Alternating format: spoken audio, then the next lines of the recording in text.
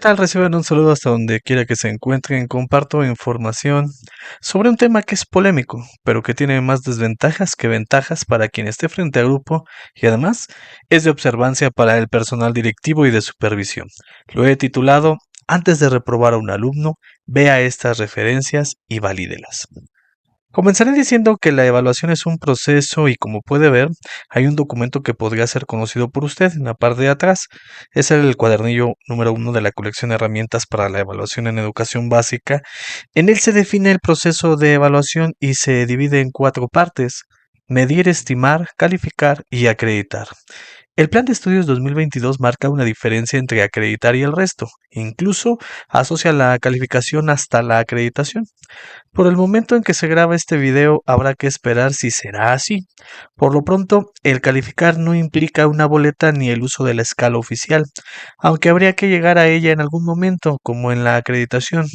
Mire, primero se recogen datos, luego hace estimaciones con base a contrastes y genera un juicio. Déjeme hacer una ampliación como la hice en el video donde hago la revisión de este material, el cual por cierto le invito a que lo cheque. Se incluye la instrumentación al principio y aparece la toma de decisión.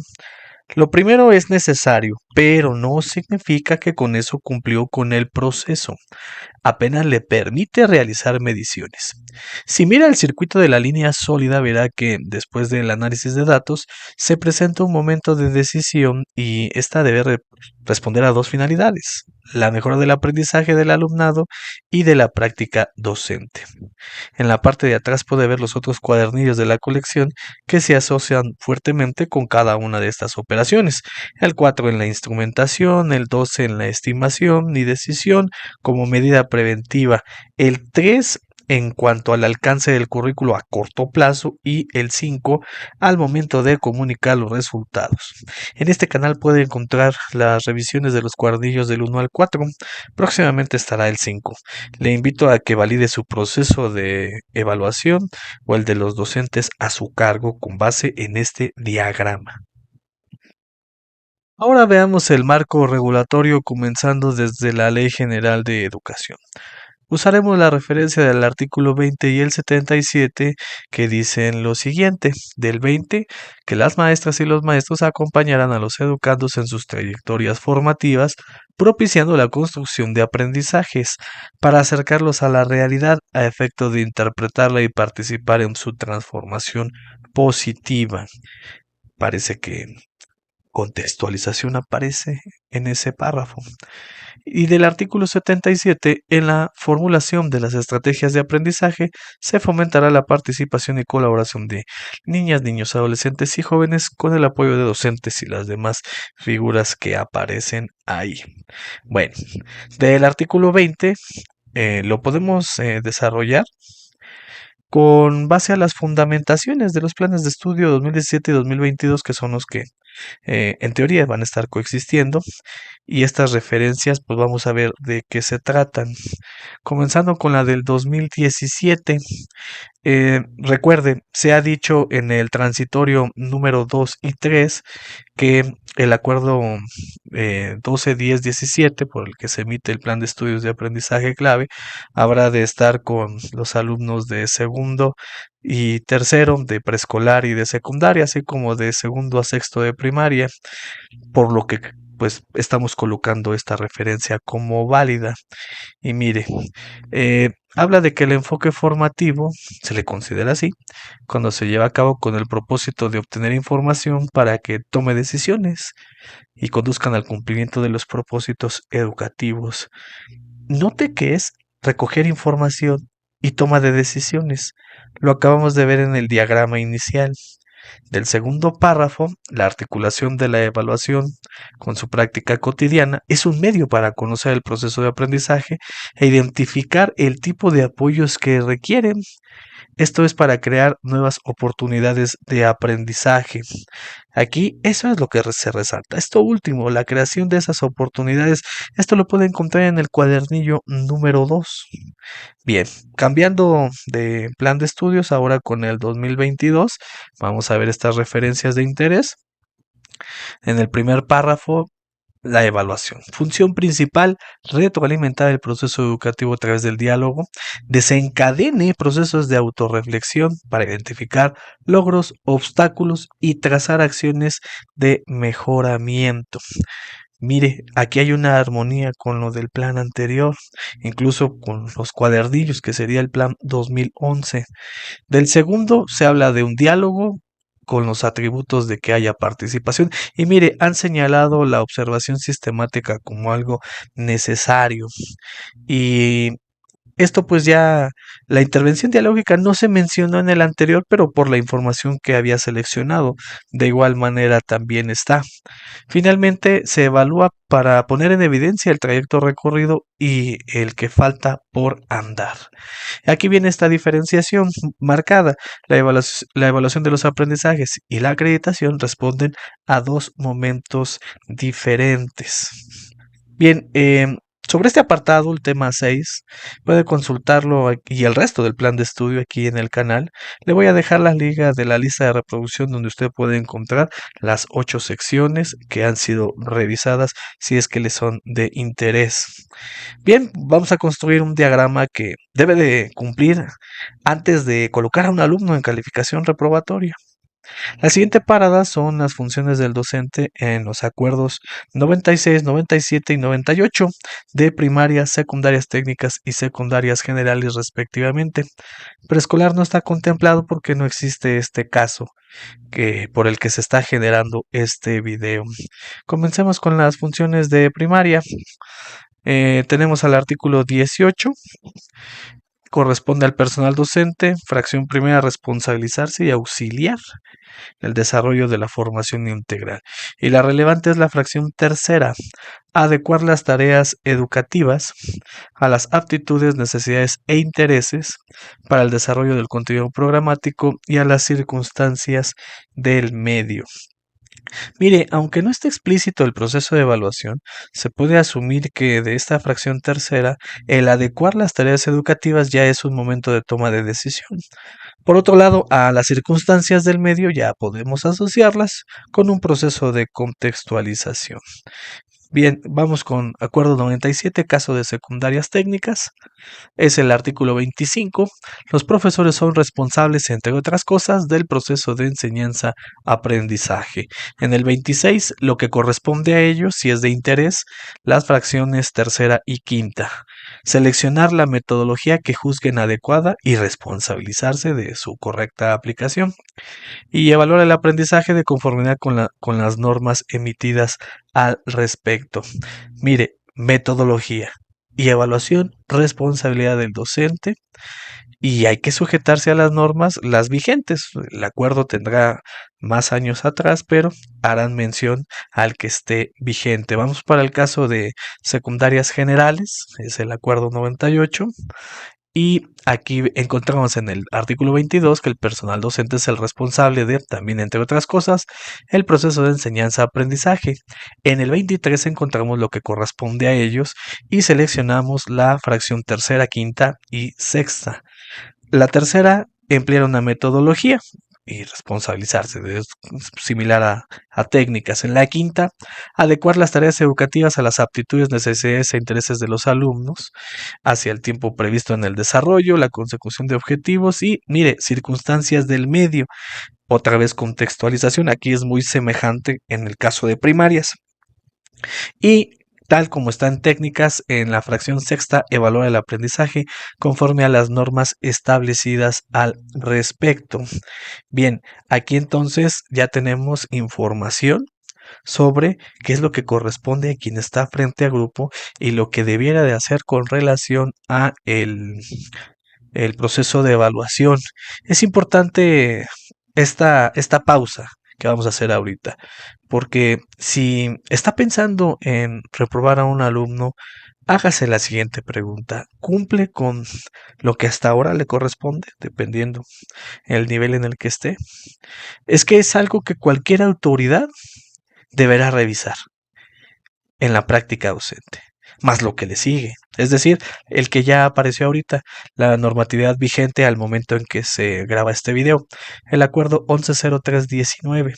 Veamos las referencias de interés.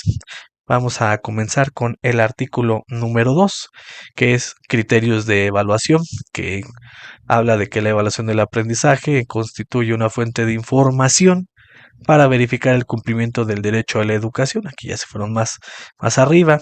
Y se sujetará a estos 4 criterios. Las 4 fracciones son de relevancia, que comenzando con la evaluación del aprendizaje, permite identificar avances en el proceso educativo con el fin de definir y poner en marcha acciones para el mejoramiento. Esto de la doble función de la evaluación, mejorar los aprendizajes, mejorar la práctica docente. La fracción segunda, que habla de que la evaluación, mire, debe formar parte de la planeación didáctica y sus resultados han de utilizarse para realimentar su práctica. En la fracción tercera, educandos, madres, padres, tutores tienen el derecho de conocer los criterios de evaluación del aprendizaje, los procedimientos y los resultados obtenidos. Y el 4, que los resultados de esta evaluación habrán de analizarse con estos mismos actores para acordar acciones que impliquen mejorar el desempeño. Estas acciones son las que cualquier autoridad debe verificar que hayan ocurrido, pero sobre todo un docente frente al grupo debe de procurar haberlas contemplado y tener evidencia de ello. Mire, la cuarta fracción es una medida difícil de superar. Es que es un ciclo de recuperación en modo preventivo. Si ha de reprobar a un alumno, deberá mostrar que hizo las acciones técnico-docente conducentes. No es culpa del alumno. Las barreras para el aprendizaje y la participación social, por definición, las experimentan los alumnos, no son quienes las provocan. Mucho cuidado en ello. Ahora pasemos a la zona de definiciones del artículo quinto, donde es de nuestro interés las fracciones decimoséptima y decimoctava. De la primera citada es la evaluación del aprendizaje. Mire esta definición: emisión de un juicio basado en el análisis de evidencia sobre el estado de desarrollo de las capacidades, habilidades y conocimientos del estudiante. Los resultados de la evaluación permiten tomar decisiones sobre los mejores modos de continuar un proceso educativo. Existen distintos propósitos para evaluar, distintas maneras de evaluar. Todo esto entonces es una definición más o menos de lo que se vio del primer diagrama. En la fracción 18ª, evaluación formativa, dice que este proceso, en el cual docentes y educandos comparten metas de aprendizaje y evalúan de manera permanente sus avances a través de la obtención variada de evidencias. Es parte del trabajo cotidiano del aula y es útil para orientar este proceso y tomar las decisiones más oportunas. Note que en esto de la evaluación formativa es una corresponsabilidad la que existe. Una calificación de 5 también es responsabilidad de quien la coloca por lo que hizo o dejó de hacer durante un periodo administrativo. Esta parte es muy comprometedora a menos que tenga documentada toda acción emprendida y con resultados desfavorables. Por supuesto, también seguramente se encontrará poco o nulo apoyo por parte de la familia y el mismo alumno. Finalmente, la última referencia, que es el artículo 6, que tiene 2 fracciones, son los referentes de la evaluación. El primero, aprendizajes esperados, y la segunda, los enfoques pedagógicos. Un nuevo acuerdo de evaluación vendrá porque tiene que alinearse a la narrativa, pero difícilmente se va a salir de esta ruta que estamos observando. Actualmente el programa sintético ya trae un enfoque didáctico, que es, por cierto, donde surge el programa analítico. ¿Cómo anda usted ahorita con estas referencias de cara a la posibilidad de un alumno en condición de reprobación? Y bueno, teóricamente terminaríamos ahí el caminito, pero mire, en línea punteada, un acuerdo ya derogado. Y es que este debe estar en su biblioteca personal y, más importante aún, debe ser parte de su propiedad intelectual. Es el acuerdo 261220. Este acuerdo salió durante el confinamiento por el COVID-19. Mire por qué es relevante. Se trata del artículo 4 de las orientaciones pedagógicas. Y encontramos en el párrafo de inicio que la evaluación del aprendizaje debe adaptarse a las circunstancias. Mire, esta sería una lectura que debe de cambiar de espejo, ya no es por una emergencia sanitaria, véalo por una situación de didáctica diferencial, de individualización, hasta donde sea posible. Volviendo al texto, la evaluación, su gran finalidad, aportar información para mejorar la acción educativa. ¿Cuántos hemos visto que están diciendo aportar información? Al cumplir con su responsabilidad de evaluar al titular, el aprendizaje deberá de considerar y vienen seis numerales. Y estos seis numerales comenzando primero, dar prioridad a la función formativa de la evaluación para identificar, modificar aquellos aspectos que obstaculizan el logro de propósitos. Mire, implica pasar a segundo término su papel en la asignación de calificaciones. Pasa a segundo término las calificaciones. Segundo, indagar en diversas fuentes para obtener información sobre el aprendizaje. Nuevamente esto de la variedad de fuentes es considerada para la elaboración de un mejor juicio. La fracción tercera, valorar los avances a partir de los puntos de partida de cada educando, es decir, dónde comenzó, ese es el parámetro. Antes de una intervención pedagógica, lo que implica que tiene que haber una. Y después, cuál fue el resultado final y no estar anhelando que sea el esperado y considerar como positivo todo aquel avance parcial, aun cuando pues no sea ese resultado ideal, porque ni es una competencia ni es un estándar. Y de la numeral 4, considerar las condiciones específicas en las que se desenvuelve cada educando. Decía que sería injusto atribuir a la responsabilidad o falta de interés cuando enfrentan barreras de aprendizaje. Este cuarto en particular, pues sí se movía en el contexto de la falta de comunicación y, y hoy simplemente ajústelo a lo que son las barreras para el aprendizaje y la participación social, porque sigue siendo un texto válido para esas circunstancias. Un alumno que caiga en esta condición o que pueda demostrar que las experimenta, entonces usted podría quedar como un profesional que no obtuvo un diagnóstico adecuado, pertinente, veraz y que no ofrece oportunidades de aprendizaje en función de la individualidad. Sin duda que esto es algo muy complejo, pero es así. ¿Esta situación la tiene documentada?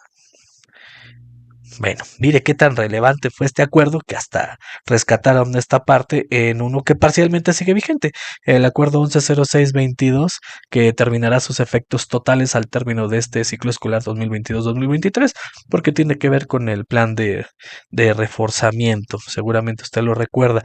Vamos a ver la referencia de interés y mire, coincide con que es el artículo cuarto. Eh, es la evaluación del aprendizaje, pero se va en la fracción quinta con las orientaciones pedagógicas. Dar prioridad a la función formativa, indagar diversas fuentes, valorar los avances a partir de los puntos de partida, considerar las condiciones específicas en las que se ha desenvuelto un estudiante. Fueron recuperadas en este acuerdo. Y vaya que pues debe usted de seguirlo recuperando. Aquí pues confirmamos su valía, su importancia.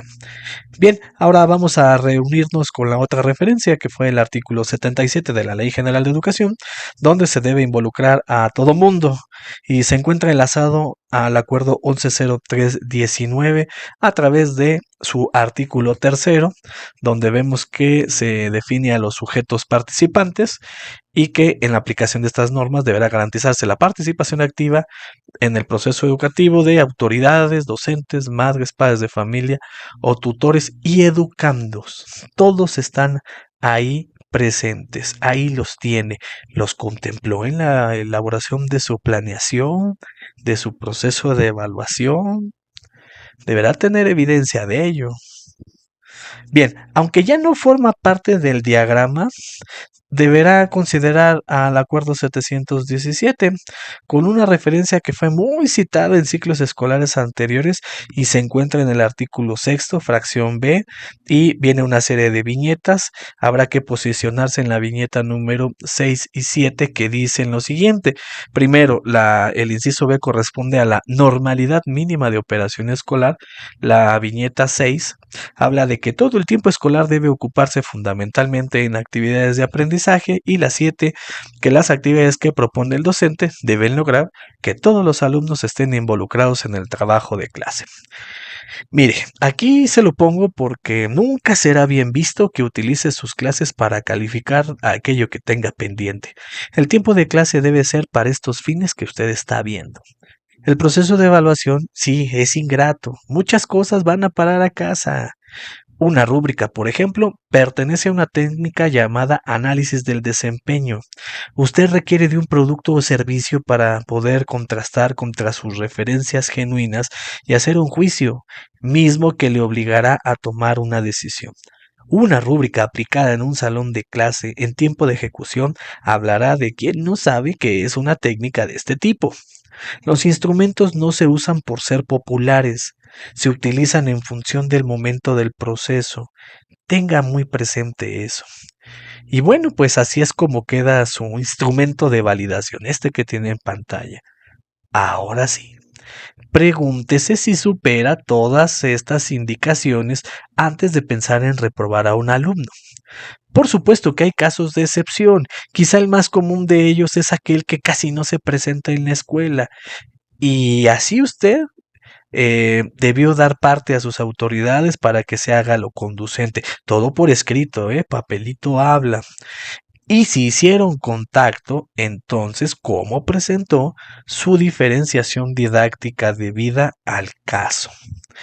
Otro que puede caer en esta clasificación es aquellos que pues tienen falta de voluntad y pues pueden ser casos de excepción.